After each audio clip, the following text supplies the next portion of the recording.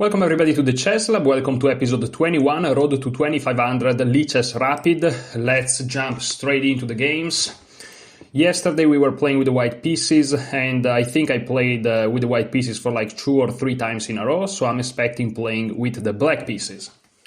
I have here my water, and let's see when this starts.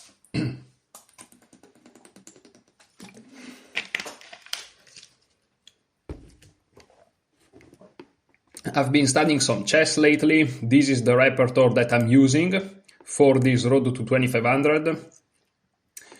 I'm studying Sam Shankland, Semislav, but I'm gonna tell you this in another day because we have a game.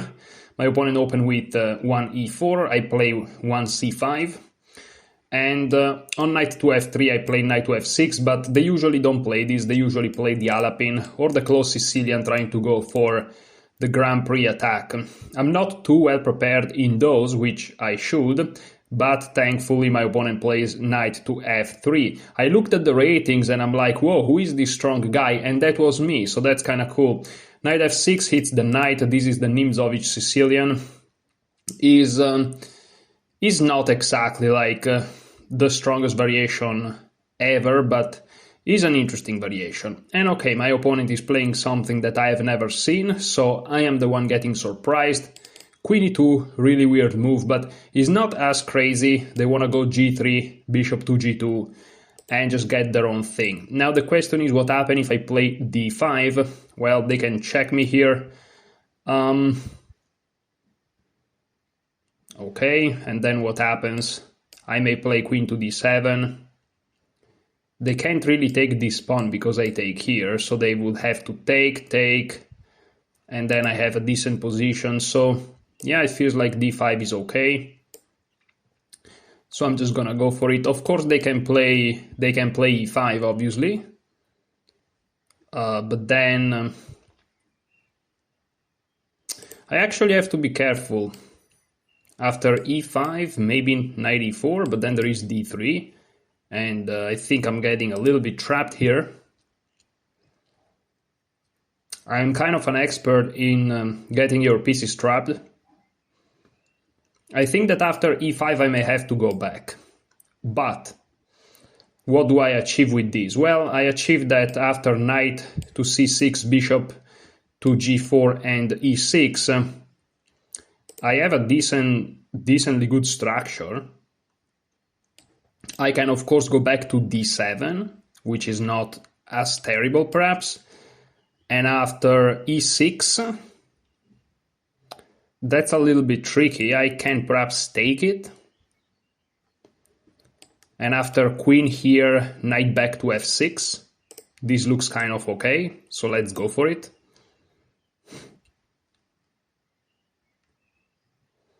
If my opponent does nothing, I'm just gonna go with e6, and somehow I managed to get my pawn to d5, which in the Sicilian is not terrible. Okay, this is a typical idea, but I don't think it works that well here actually. Because of course, if I move my knight, they can just take, right?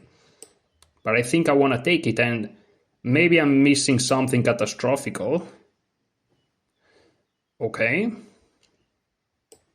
Now I simply attack their queen. And I'm just gonna go with knight to c6. And yeah, maybe this is not good for me. Maybe after knight to g5 I'm in big trouble, but it feels like their pieces are a little bit underdeveloped, no?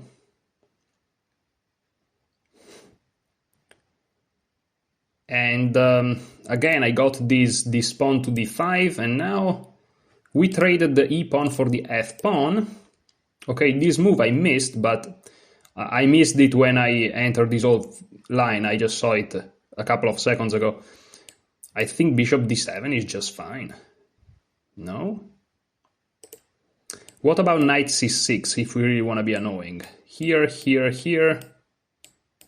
takes, maybe that's not that good, but after bishop to d7, I'm hitting this bishop over here, and perhaps they have knight to e5 there. They have knight to e5 there, huh? Threatening checkmate, and if I take, it's still checkmate. Okay, so they are being nasty with this move. Perhaps I underestimated it. Okay, so I'm in trouble here.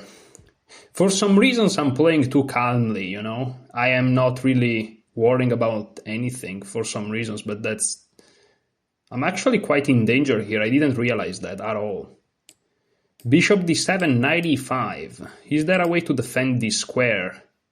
I don't think so. I think I'm just lost in that instance. Unless I have queen c8 there. Okay. And after check, I just move.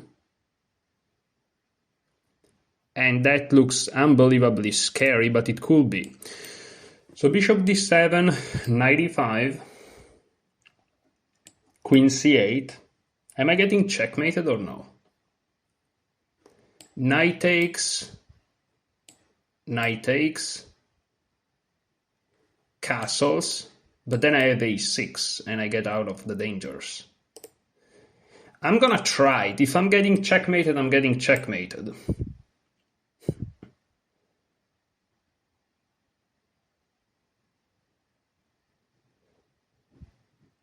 My king is gonna end up in the center. Again, unless I'm missing something and I'm getting checkmated, but that wouldn't be the worst thing ever, right?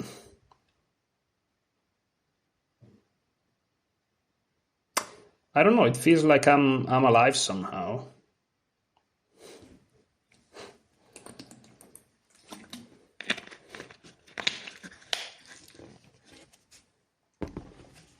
And queen c8 is a move that doesn't come to my mind randomly. It actually has a reason behind it, which is there is a line in the Names of each Sicilian in the course of Nate Solon. This course here, the first one you see on the top. And in that course there is a line once again where queen c8 is the only move at some point. It's not as bad as this, but close. Here we go. So yeah, here checkmate is threatened. If I take here, I just lose on the spot. So I have to play queen c8, he checks me. And again, maybe I'm missing something, maybe he doesn't check me. Then I go here, and it feels like I'm surviving somehow. I don't know, let's see. Let's see.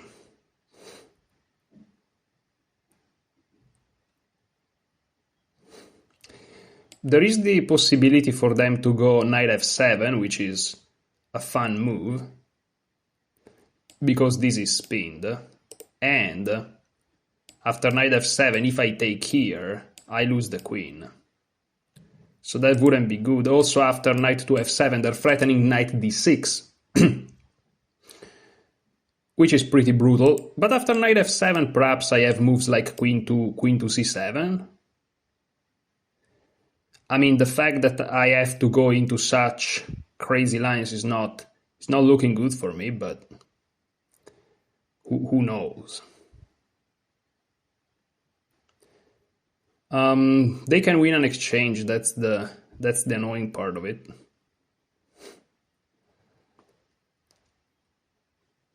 But okay, then I'm gonna have much better development and I can hope to find some counterplay. Yeah, definitely this opening went terribly wrong, but I don't know why I just played d5 here. I think d5 is not good here. But at the same time, I'm not gonna lie, guys, I didn't have it in me to like think about variations here. I just wanted to play a move, which is very wrong approach, but you know, I'm studying chess very hardly, and sometimes this road to 2500, I just take it for a little bit of fun, to be honest. Because, like, you can't be always, like, fully 100%. So, yeah, to say it in another way, fuck these games, you know? That's what I'm trying to say. Who cares? If they go, they go, and if they don't go, they don't go. Like...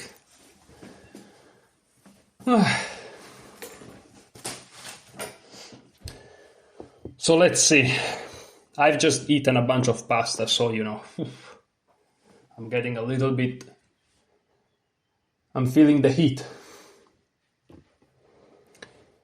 All right, so I'm waiting for my opponent. He's probably thinking about knight f7. I'm not thinking about knight f7 if he plays it good, otherwise who cares? And we'll see, we'll see, we'll see.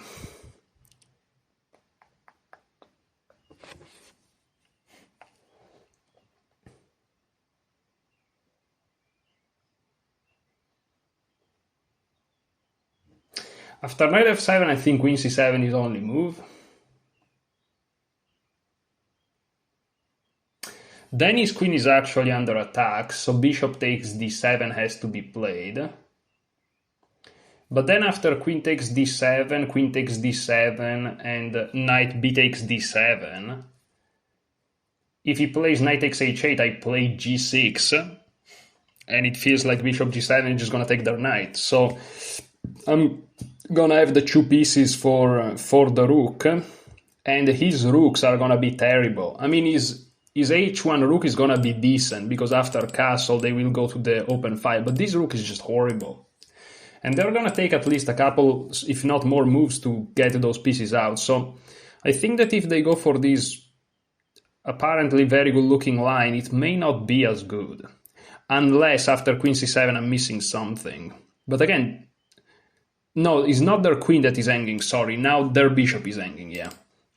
So their bishop is actually hanging. Maybe they can just go for this, I don't know. Then I take, they check me, and they win this guy here. I can go here though. It's a wild position. It's a wild position for sure. So knight here, queen here, knight takes.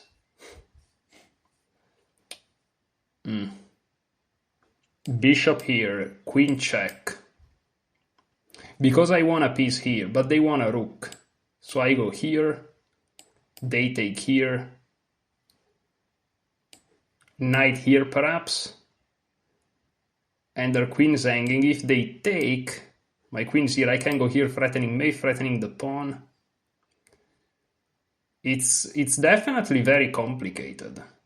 And all my pieces are sprinkling into action. I mean, it's really dangerous for white too, because they can win both of my rooks and a bishop, but if I have 4 pieces out and they have 0, it's very tricky. Also, they're bleeding down a lot of time. We'll see.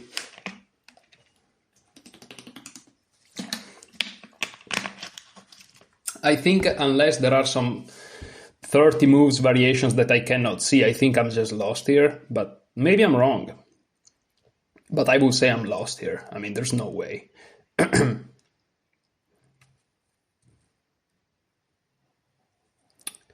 But who knows? Who knows? Who knows? Who knows? Also, I have to be careful, because in reality, after knight to f7, they're not really threatening knight d6. Because if knight d6 happens, I can just move. And if they take my queen, I take theirs. So it's not as simple, actually. After knight f7, I may be able to play knight c6, which will threaten the queen. And if they check me, I just move. Yeah? Okay, well, then they just give me one move. I don't have anything else to do rather than king d8. Knight f7 was very interesting, and who knows what would have happened.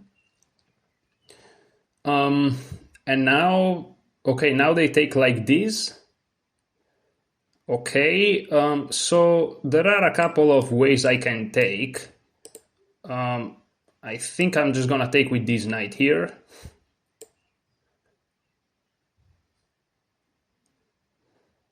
I think that's the best way to go. And then I'm just gonna play something like a6 to get rid of this guy. I may actually want to play knight d5. Knight d5 I think traps the queen. So I'm threatening knight d5. What? Wow, I'm threatening knight d5. Unbelievable. I'm threatening knight d5. Is it true? If they castle knight...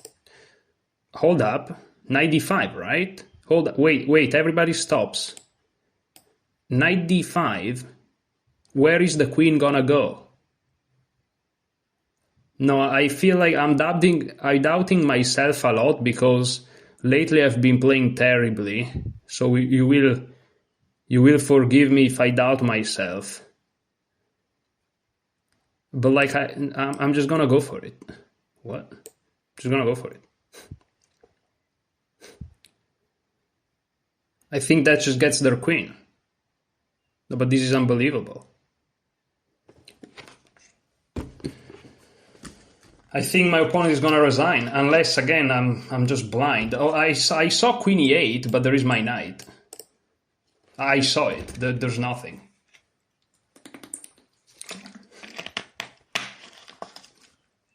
And we win this. And yeah. Wow. What a game. What a game. Complex positions. Complex positions. Unreal. And I was never losing.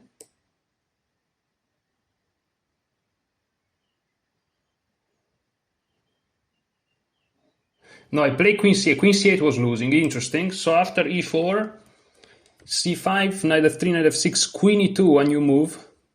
I'm gonna have to add it into the repertoire. And this is what annoys me. No, here we have to talk about this, but this is like every single chess player knows this feeling, so you know this too. Let me open this. Let me open this light so you guys can see me a little bit better. Not that it matters, but every chess player knows this, right? You play a game of chess, you study opening, and then you go to the game, and your opponents play moves that nobody plays. But the thing is, and you may say, well, but that happened very rarely because statistically, right? But it happens all the time to everybody. So I don't understand this. Like nobody plays queen e2. You know, like if you look at the database, what is queen e2? 0%. Yeah, it's 0 point something percent. And here 0%, like out of 1 million games or something, or 600,000, queen e2 is played 1,500 times. And you may say, well, you know, you just prepare it for the next time that you face it. But I'm never going to face it because it never happens. But it happened. Like, what? Like, there is a reason why certain moves are so rare. They don't happen. And this guy just played it. It annoys me. But okay.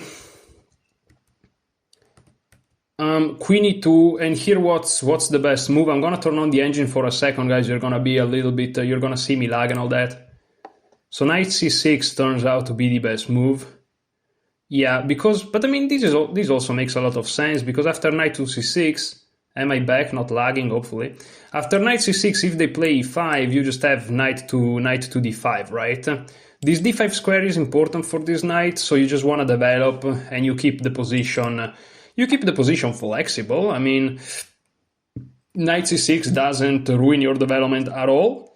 And again, you're just keeping it flexible. You're keeping it real, and let's go. But for some reasons, I decided to play d5, which is not terrible. Knight f to d7 is fine. I wonder if... Yeah, knight f to d7 is equal. Okay, knight f to d7 is best. e6. And here I took, perhaps... Yeah, knight f6, and just going for this line is better. Let me check for a second. Knight f6 is gonna lag, guys. You will forgive me. Yeah, and basically you have to go for this, and this is just equal. With knight c6 to follow. Okay, but these are, of course, lines that you don't want to enter. Of course, after queen e2, I'll have to find something which is not the line that I just showed you, because you can't play like this practically. is very good for black. I mean, knight f6 seems to be completely equalizing, but I'll rather equalize in other ways. And here queen takes c6, knight f6, bishop b5, bishop c7, knight e5, and here I should have played queen b6. Oh yeah, why didn't I play queen b6? Queen b6 has the same idea. Queen b6 has the same idea of queen c8. It's just more active because it's queen b6. Why didn't I do that? Now they cannot take my bishop with the knight because I'm not sure what's going on there. But they can go for simplification, I guess. Yeah, and this is probably just equalizing. Yeah, but I play queen c8, and here bishop takes d7 was a very good move. And I wonder what happens if I just take like this. What happens? Just knight f7, perhaps? I don't know, like, what happens if I play knight b takes d7? Knight f7 wins? How? I just go here, what happens? Oh, it's a double attack, yeah. They're threatening the rook, but they're also threatening knight d6, which is the idea that I saw, but I saw it later. So I have to take like this, they go here, and now I have to exchange queens, and I mean, I'll get the two pieces, and I have slightly better development, but he's winning for... I don't get the two pieces, I'm just down an exchange, I don't know what I'm talking about. Yeah, I'm just down an exchange and I would be losing. Yeah, so here bishop takes d7 would have won the game, but my opponent kind of messed up the ideas, and here after king d8 turns out is equal. And here I just played the normal move, and here I just realized that since he doesn't have a direct threat and I'm up in development, I realized that this queen is actually quite weirdly positioned, so he really had to go back, but then I hit the bishop, I traded the queens, and I'm just very fine, because you know, I have this pawn mass, and I'm just gonna eventually perhaps push it, and I'm not losing by any stretch of the imagination, and actually I'm doing perfectly fine here. But my opponent missed this idea, and he just played c4, and after knight e5 his queen is just trapped. There just aren't moves. If he goes here, I take it, and if he goes here, I take it, and if he goes here, I take it with the knight. And there are no checks, there are no intermediate moves, and he's just if he goes here, which is a crazy desperado, I can just take it, and it's the same problem, just down a bishop more. So that was it. Yeah, queen to e2, I don't think it's in the course. Queen to e2 is just a very annoying move because it's so rare. And you see, because again, you may say, well, just don't study it, right? Because it's so rare. But then why the fuck does it happen? You know, if it's so rare, right? That's what annoys me. These are paradoxes that in chess happens all the time, but they shouldn't. It's like if it's a movie played less than 1% of the times, you should never see it. Like, that's the point of probabilities. Otherwise, why does it matter? I mean, I have played... let me check in the profile. Let's go a little bit, because this video is very short, it's just 23 minutes. So usually these videos are like 40 minutes or something. So let's stay together a little bit longer. Let's go here in the rapid. So you can also see a little bit how leeches work. You select the time control that you're interested in. You go view the games. I know this is Italian, but the buttons are all in the same place. So even if you speak a different language, it's fine. And then you go here and you go for white, black. You select yourself, you do search, and you see here all the games where, here we go, it loads. And as you can see, there are 11 games. So I played 11 games with black. And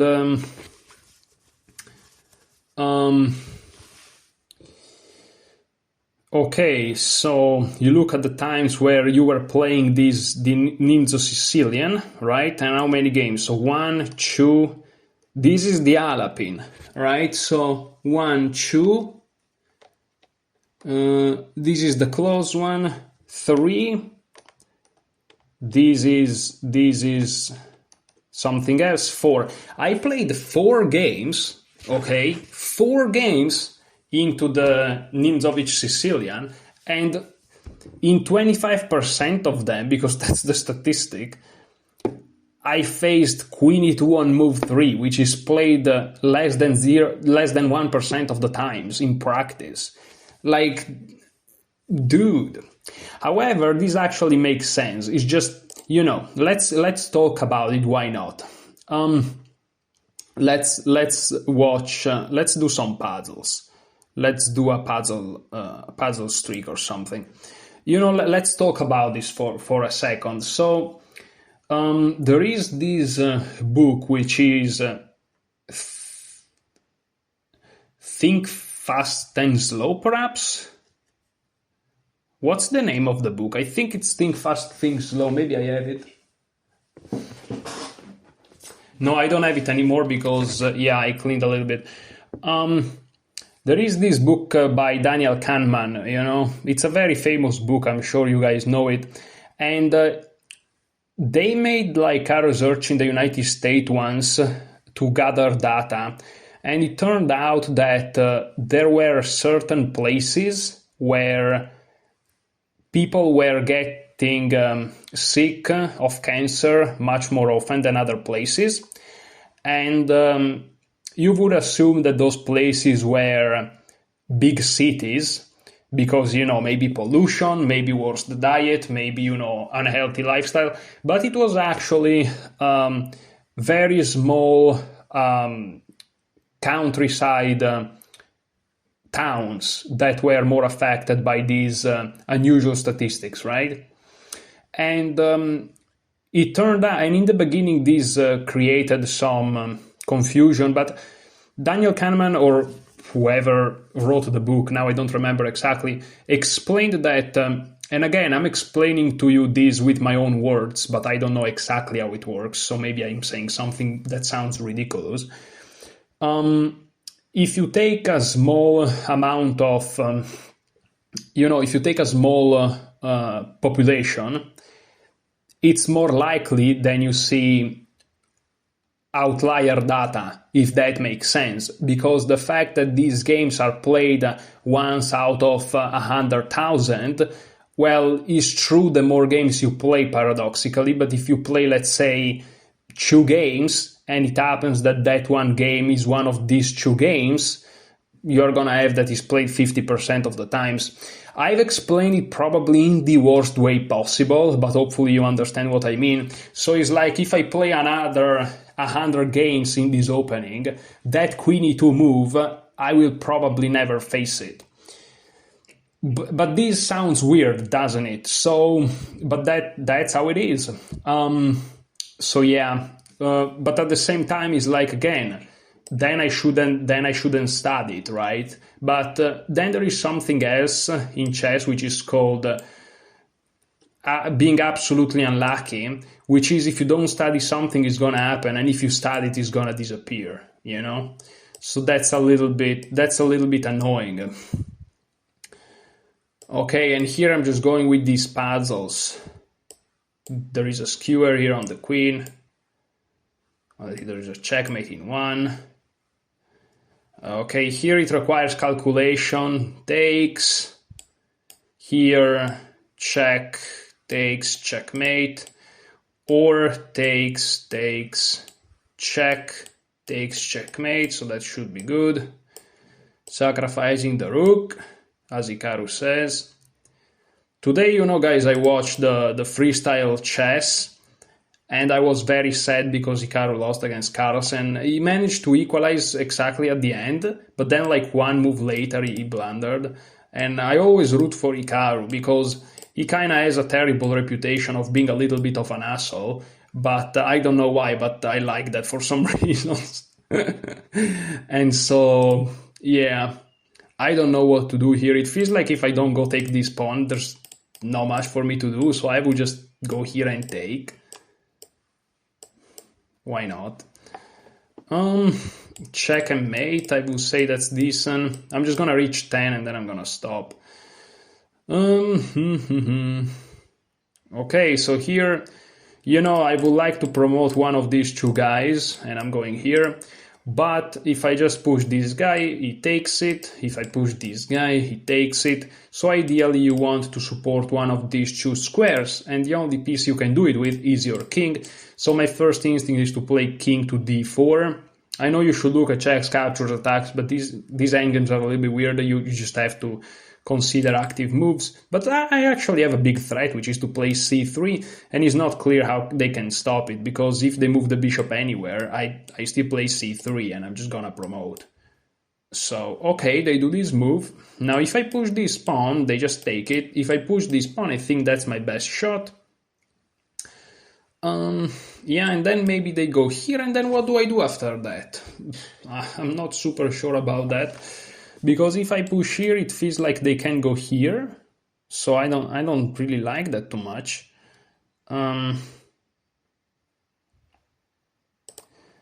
So yeah, but I think that has to be the best move. I mean, what else? Okay, and that was the best move. Unfortunately, this software is not gonna tell us why. Maybe I can go, or maybe I can click here, and I can explore that endgame. Yes, so but I don't want to see the solution, because okay, now I can activate this. I'm activating the engine, guys, so it's gonna lag like crazy. Let me reclose it immediately. So what happens if they go here? That's the big $1,000 question. I guess that I can just move around. Yeah, king c4. Yeah, king c4. There are other moves that wins. That's why the puzzle ends there. But yeah. If they go here with the king, I feel like I may go here. No, I don't know. What happens if they go here with the king? I can't move here because they just take this, and then they're in time to stop. So I don't know. I think I have to move this guy up here, and now I'm threatening to promote. But now what? Now they just go here. And now I may go here, trying to go here and then promote. So I guess they have to go here, right? And now I go here, and I'm threatening to check and then promote. How can they stop this?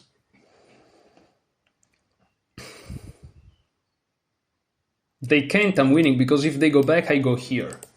And if they take, well, I'm winning, you know this. So, okay, that's great. We solved it. Well, I won this game. Weird game. I'm just gonna check Queen E2 very briefly. I'm just gonna learn like 3 moves in a couple of lines, and so just that I know what to do for the next time that I'll face that move, which is exactly never. But if I don't do the study, then the next time I face it, and you know that's how it is.